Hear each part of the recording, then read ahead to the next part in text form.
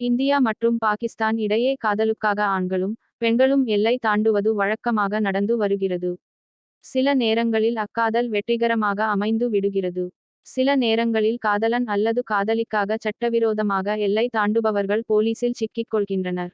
உத்தரப்பிரதேச மாநிலம் அலிகர் மாவட்டத்தை சேர்ந்தவர் பாதல் பாபு, 30. பாபுவுக்கு பேஸ்புக் மூலம் பாகிஸ்தானை சேர்ந்த சனா ராணி, 21, என்ற பெண்ணுடன் அறிமுகம் ஏற்பட்டது. 2 ஆண்டுகளுக்கும் மேல் தொடர்ந்து பேஸ்புக் மற்றும் போன் மூலம் உரையாடிக் கொண்டிருந்தனர். இதையடுத்து தனது காதலியை நேரில் பார்க்க முடிவு செய்த பாபு சட்டவிரோதமாக பாகிஸ்தான் எல்லைக்குள் நுழைந்துவிட்டார். அவர் பாகிஸ்தானில் உள்ள பஞ்சாப்பிற்குள் நுழைந்தார். அங்குள்ள மாண்டி பகுதின் மாவட்டத்தில் பேஸ்புக் காதலி வசிக்கும் கிராமத்திற்கே சென்றுவிட்டார். அவர் பேஸ்புக் காதலி ராணியின் கிராமத்தில் சுற்றிக் கொண்டிருந்தபோது அவரை போலீசார் கைது செய்தனர்.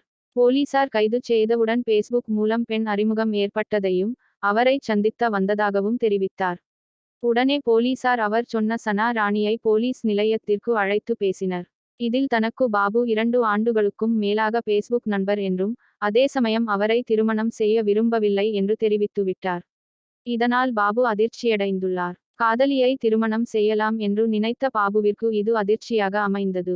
பாகிஸ்தானில் காதலி சனா ராணியை பாபு சந்தித்தாரா என்று போலீஸ் அதிகாரி நாசிர் ஷாவிடம் கேட்டதற்கு அதனை பாபு உறுதிப்படுத்தவில்லை என்றார். சனா ராணி குடும்பத்தினரின் நெருக்கடிக்கு பயந்து போலீசில் வாக்குமூலத்தை மாற்றி கூறி இருக்கலாம் என்று கூறப்படுகிறது. போலீசார் சனா ராணியிடமும் அவரது குடும்பத்தினரிடமும் விசாரணை நடத்தினர். போதிய ஆவணங்கள் இல்லாமல் பாகிஸ்தானுக்குள் நுழைந்ததால் பாபுவை போலீசார் கைது செய்துள்ளனர். அவர் கோர்ட்டில் ஆஜர்படுத்தப்பட்டு நீதிமன்ற காவலில் வைக்கப்பட்டுள்ளார். அடுத்த கட்ட விசாரணை வரும் 10ஆம் தேதி நடைபெறுகிறது. பாபு இந்தியாவிற்கு நாடு கடத்தப்படுவார் என்று தெரிகிறது. இதற்கு முன்பு இந்தியாவை சேர்ந்த அஞ்சு என்ற பெண் சோசியல் மீடியா காதலனை தேடி பாகிஸ்தான் சென்றார். அவர் அங்கு முஸ்லிம் மதத்திற்கு மாறி தனது காதலனை திருமணம் செய்து கொண்டார். கடந்த ஆண்டு பாகிஸ்தானை சேர்ந்த சீமா ஹைதர் என்ற பெண் பாகிஸ்தானில் இருந்து நேபாளம் வழியாக இந்தியாவிற்குள் நுழைந்தார். அவர் பாகிஸ்தானில் தனது பெயரில் இருந்த சொத்துக்களை விற்பனை செய்துவிட்டு தனது 4 குழந்தைகளையும் அழைத்து கொண்டு இந்தியாவிற்கு வந்துவிட்டார்.